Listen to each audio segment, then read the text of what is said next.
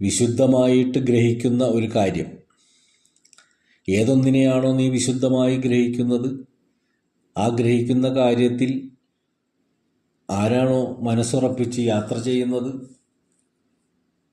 അതാണ് അവൻ്റെ സത്യമെന്ന് പറയുന്നത്. വിഗ്രഹം എന്ന് പറഞ്ഞാൽ വിശുദ്ധമായി ഗ്രഹിക്കുക എന്നേ അർത്ഥമുള്ളൂ. ഏതിനെയാണ് ഗ്രഹിച്ചത്? അപ്പോൾ അങ്ങനെ നോക്കുമ്പോൾ കർത്താവിനെ ഗ്രഹിച്ചവരുണ്ട്, അള്ളാഹുവിനെ ഗ്രഹിച്ചവരുണ്ട്.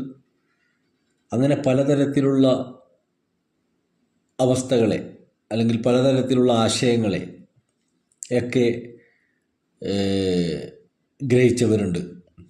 സ്വാമി അയ്യപ്പൻ, ശ്രീകൃഷ്ണൻ, അങ്ങനെ പോകുന്നു.